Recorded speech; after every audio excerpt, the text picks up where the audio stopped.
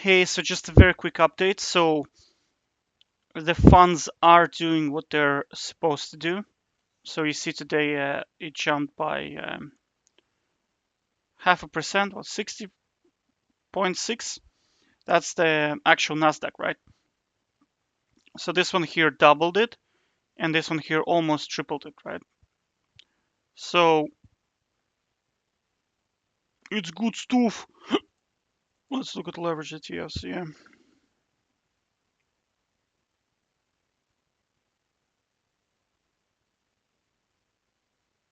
Yeah.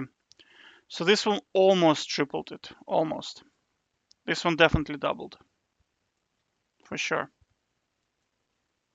right? So that's why you see, that's why it's working, because it does what it's supposed to do. Uh, the most important thing is to monitor market daily to make sure that you know the market is going forward, because this stuff is only good as long as the market is upward sloping. This stuff is very not sexy if the market is going downwards, because you're gonna start losing money really, really, really, really fast, right? Because of the fees, because of volatility drag, etc. But overall,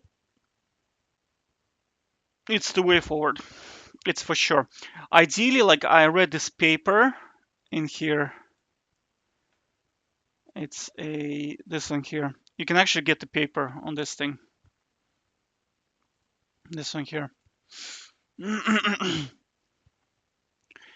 And based on their numbers, the including fees, where they kind of over exaggerate on fees, but well, because Elixir has 0.66% fees, right? Uh, with, but they do double leverage, right? Under this fee structure, the best would be, where was the fee structure?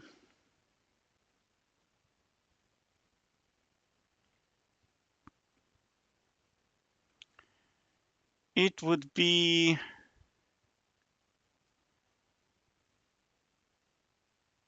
so you see you have double, this is triple leverage, right? That's S&P.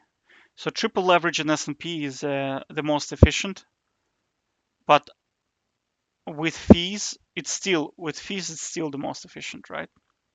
And Nasdaq is a little bit like an S&P, right? Nasdaq and S&P are very close, only Nasdaq is just slightly stronger than S&P.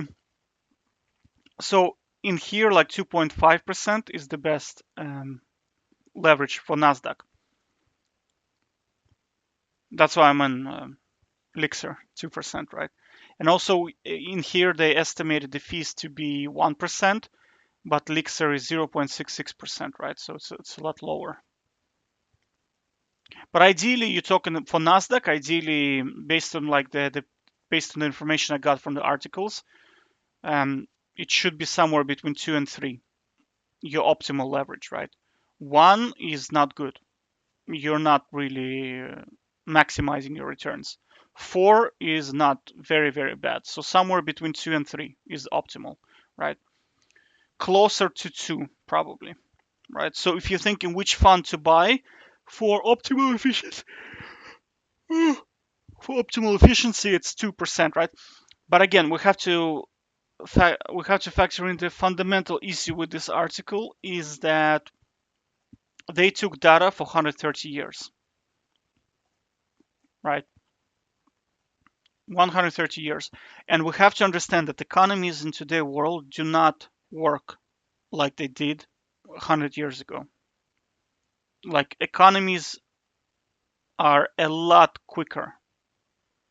Everything is so much quicker right now, right? And because technology, I mean, economies just grow a lot quicker.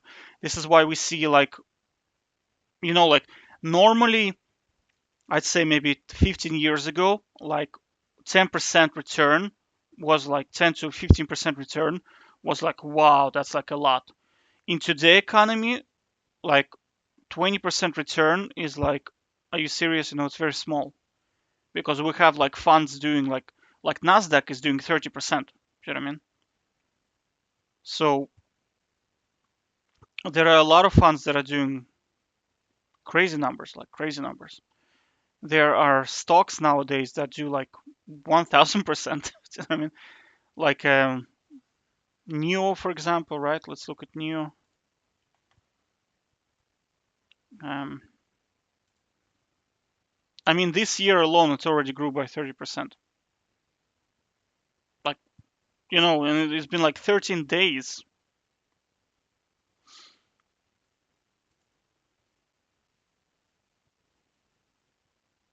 Hmm.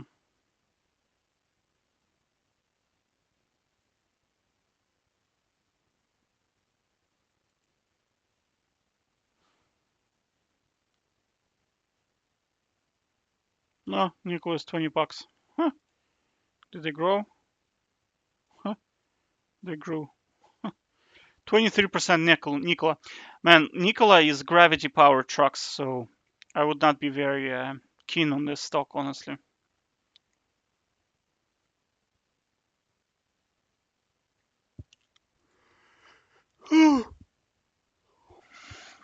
Man, anything that has electric vehicle in it is like exploding basically. How are these guys doing? 40% growth already. Arkimoto.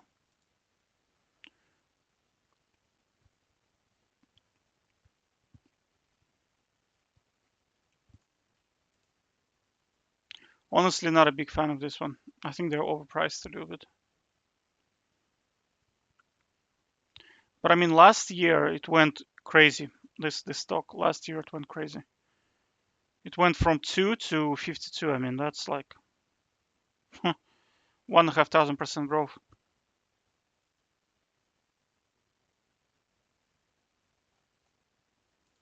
Hmm.